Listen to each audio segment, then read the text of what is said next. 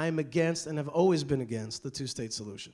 Why? I'm going to give you 4 quick points on why the two-state solution was stillborn, was a wrong thing from the get-go. 1, the two-state solution was incredibly ahistorical. How come Palestine wants to rise up exactly where the ancestral homeland of the Jewish people was? Maybe Palestine isn't really about a Palestinian state, but about the erasure of our historical narrative. It has been said many times, if we have no right to live in Hebron, we have no right to live in Tel Aviv. Point number 2 was that the other side, the interlocutors, were never going to accept a small, tiny state.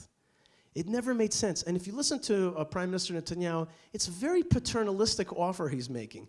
You have to recognize me only in these certain borders. I will have security here and here. You can't have an airport. You can't have a port, a seaport. And, of course, you have to be demilitarized. What kind of offer is that? If it's really their land, then get the hell off and don't tell me how to run it.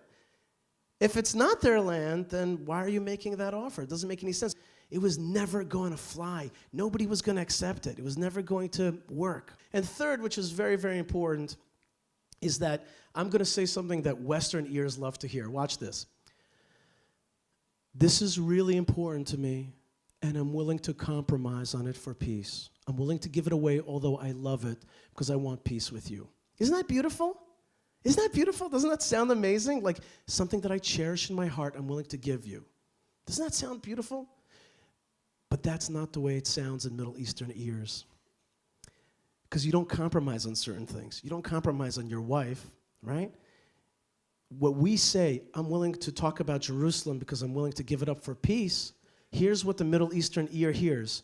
Here's my wife. Take her. Do whatever you want. Just don't hurt me, right? I'm willing to do anything for peace. I'm scared. So whenever you talked about two-state solution in the Western ear, it was like, that is beautiful. And the Middle Eastern ear is like, that guy is a loser, and we're going to crush him in time. Let's take what we can get now and keep going. Lastly, the two-state solution was, number 4, is simply an empirical failure.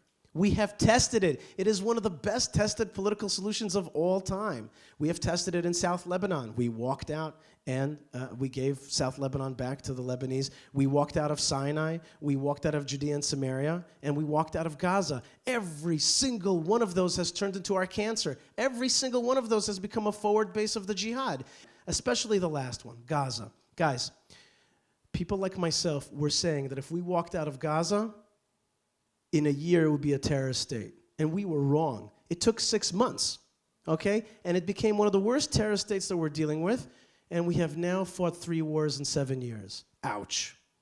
Bad move.